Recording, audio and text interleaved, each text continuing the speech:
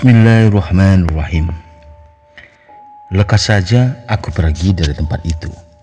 Kemudian dengan langkah cepat menghampiri rombongan yang sudah lumayan jauh meninggalkanku. Sudah, buang air kecilnya.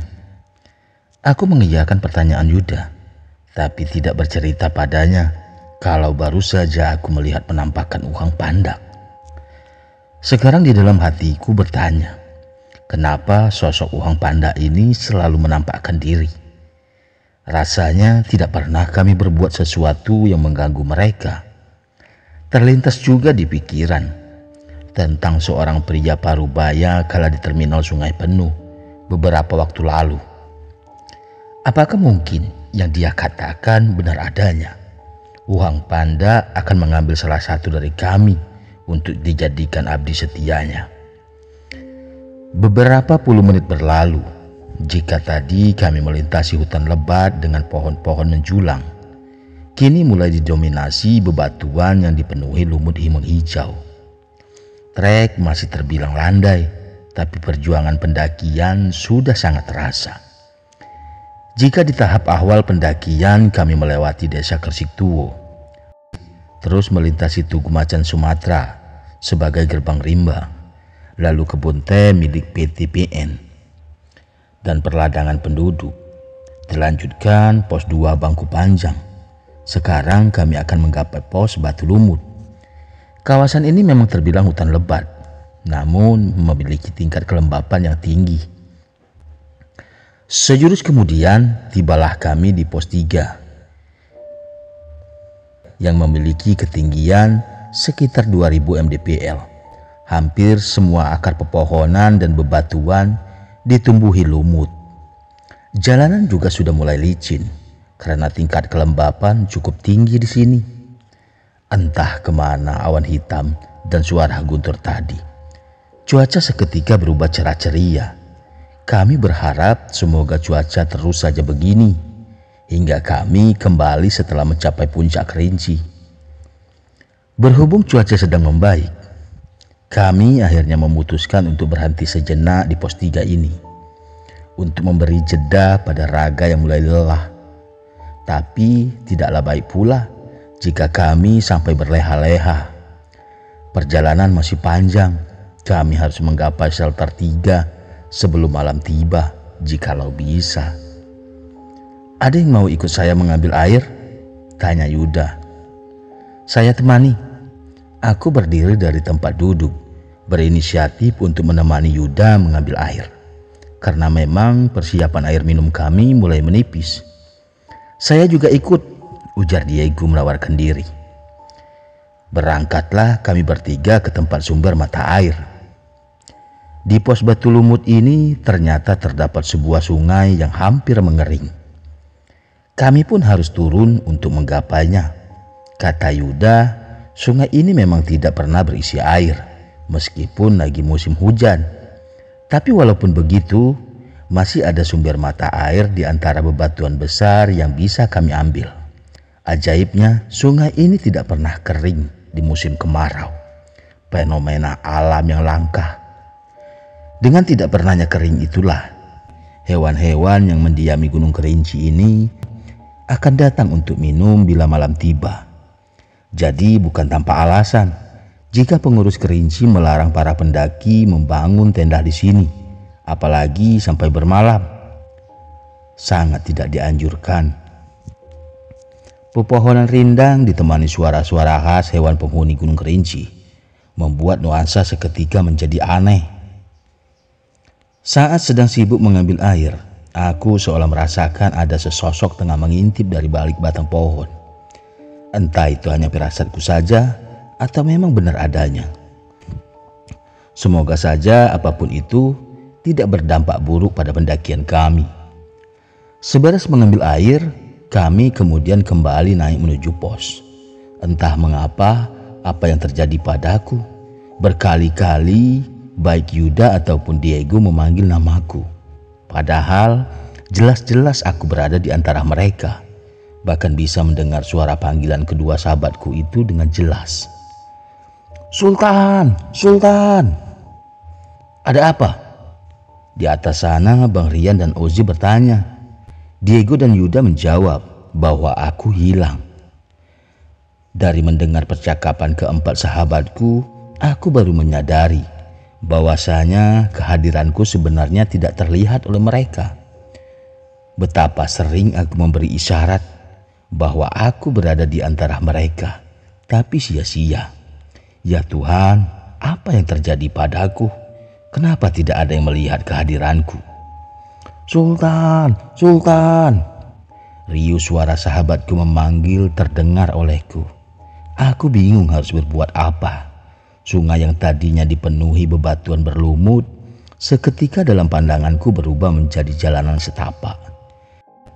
Kehadiran keempat temanku sudah tidak bisa lagi terlihat. Hanya terdengar sayup-sayup suara mereka yang terus-menerus memanggil namaku. Di sungai yang sekarang telah menjadi jalanan setapak itu, terdapat jejak kaki. Secercah harapan terbersit dalam diri. Aku harus menelusurinya jika ingin keluar dari dimensi suram ini. Semoga saja jejak-jejak ini adalah bekas telapak kaki penduduk lokal. Benar saja, beberapa puluh menit berlalu aku tiba di sebuah pemukiman. Tapi ada yang aneh dengan kampung ini. Semua rumah-rumah terbuat dari pohon kayu yang masih berdiri kokoh. Dengan ukuran raksasa dan pangkalnya terdapat lubang-lubang besar. Akan tetapi, aku tidak menemukan siapapun di sini. Semua nampak sunyi, seolah-olah tidak pernah ada kehidupan. Lantas jejak kaki siapa ini? Kataku dalam hati. Jejak telapak kaki ini lebih besar dari ukuran normal manusia pada umumnya. Tapi tidak hanya satu, bahkan terbilang banyak. Hal itu pula yang membuatku semakin yakin bahwa banyak lalu lalang penduduk lokal beraktivitas di sini. Sejurus kemudian, saat sedang kebingungan, aku terkejut bukan main. Tak kala menyadari di atas pohon-pohon berlubang itu terdapat keberadaan Uhang Panda. Tengah duduk santai dengan kaki berjuntai, yang ternyata sedari tadi mengawasi. Ya Tuhan, aku tersesat. Saat ini bukanlah jalan pulang yang ada di dalam pikiranku, melainkan bagaimana caranya aku bisa keluar dari pemukiman Uhang Panda ini. Rasa takut yang luar biasa membuat tubuh bergetar hebat, diiringi peluh keringat yang keluar dari pori-pori membasahi baju. Sosok Uhang Panda ini sangatlah menyeramkan. Wajahnya perpaduan antara kera dan manusia. Bola matanya lebih besar. Dan semua bagian tubuhnya ditumbuhi bulu-bulu hitam dan lebat, disertai kuku-kuku yang panjang dan tajam. Detak jantung terasa kacau, bibirku keluh, diiringi napas yang memburu. Tak kala perlahan sosok Uhang Panda itu turun dari atas pohon dan menghampiriku dengan tatapan menyeringai. Kali ini mentalku benar-benar diuji. Hanya penggalan kalimat permohonan pada Yang Maha Kuasa yang bisa terucap dalam hatiku. Aku meronta-ronta tak terkendali sebagai bentuk perlawanan. Tak kala beberapa Uhang Panda ini memegang kedua tanganku. Rasa takut merajam sukma kian membuatku lara. Aku diseret ke dalam pohon bolong yang memiliki diameter lingkaran lebih besar dari pohon-pohon lainnya. Aku meronta-ronta dengan brutal agar bisa membebaskan diri. Tapi sayang, walaupun sosok makhluk menyeramkan ini memiliki tubuh lebih kecil, tapi tenaganya 2 kali lipat melampaui tenagaku. Aku berteriak sekuat yang aku bisa, berharap ada secercah harapan tak kala penghuni bumi yang lainnya mendengar suaraku. Selanjutnya, tubuhku terasa lemah dan penglihatan gelap hingga membuatku tak sadarkan diri. "Po, Rian, kalian dengar suara itu? Sepertinya dari atas. Ayo kita ke atas," ujar Yuda yang ternyata juga mendengar suara itu. Aku, Diego, Yuda, dan Ozzy segera menuju sumber suara teriakan itu. Tanpa terasa, pencarian kami telah memakan waktu berjam-jam lamanya. Kami harus bisa segera menemukan Sultan, karena peralihan waktu dari terang ke gelap sebentar lagi Jelas kami tidak akan bisa maksimal karena pandangan mulai terbatas. Sultan, Sultan. Di sepanjang perjalanan, aku dan kawan-kawan terus saja memanggil namanya. 1 jam dari teriakan itu telah berlalu, tapi kami belum juga menemukan keberadaan Sultan. Apa yang harus aku katakan pada Babe jika Sultan benar-benar hilang? Keluhku dalam hati. Ya Tuhan, sungguh aku tak sanggup jika harus mengatakan semua ini kepada keluarganya. Sultan, Sultan, gema suara riuh panggilan kami seolah memenuhi hutan Gunung Kerinci. Yuda, kumandangkan azan di arah matahari terbit, ujar Ozi. Bukankah itu melawan kiblat? Tidak punya banyak waktu untuk berdebat. Kamu turuti saja. Malam sebentar lagi tiba. Yang lain, kita berdoa. Semoga segera mendapatkan petunjuk tentang keberadaan Sultan. Yuda pun melakukan permintaan Ozi. Begitu juga aku dan Diego. Kami berdoa, memohon agar Sang Pencipta alam semesta segera memberikan petunjuk.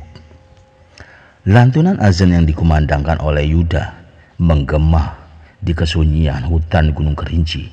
Suara hewan-hewan khas pegunungan tidak terdengar lagi, seolah menyimak dengan takzim suara panggilan salat itu.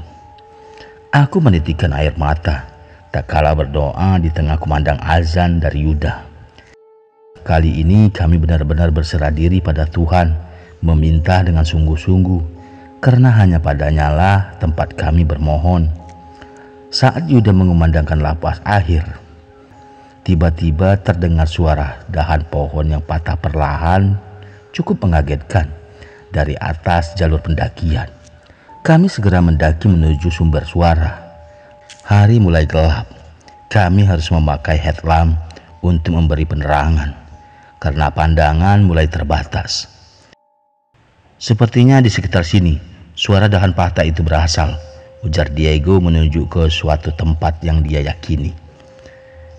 Kita harus berpencar mencarinya, tapi jangan terlalu jauh, ujar Ozi berpendapat. Kami menelusuri lokasi di tengah kegelapan, mengibas semak-semak menerobos belantara. Beberapa menit kemudian terdengar suara teriakan dari Diego. Bang Rian, saya menemukan Sultan. Teman-teman, sepertinya Diego telah menemukan Sultan. Aku mengajak Ozi dan Yuda menghampiri Diego yang berada di atas jalur pendakian yang tidak jauh dari kami. Saat sampai, kami menemukan Sultan tergeletak pingsan di dalam lubang sebuah pohon berukuran lumayan besar.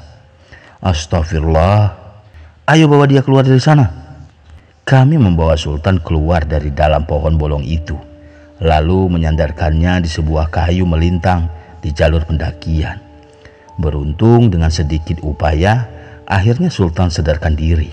Alhamdulillah, ucap kami berempat penuh syukur. Po Sultan. Aku hampir terkejut tak kala membuka mata perlahan, melihat beberapa orang tengah mengerumuniku. Ada syukur dalam hati ini saat mengetahui bahwa mereka adalah Bang Rian, Ozi, Yuda, dan Diego. Aku berdiri dengan kondisi tubuh yang masih lemah, lalu memeluk keempat sahabatku itu. Sudah acara pelukannya. Sekarang sebaiknya kita melanjutkan pendakian. Tapi tunggu deh, coba kalian lihat ke atas pohon itu, ujar Diego memotong pembicaraan Bang Rian, sembari mengarahkan cahaya headlamp ke atas pohon bolong itu. Sampai jumpa lagi di episode berikutnya. Wassalamualaikum warahmatullahi wabarakatuh.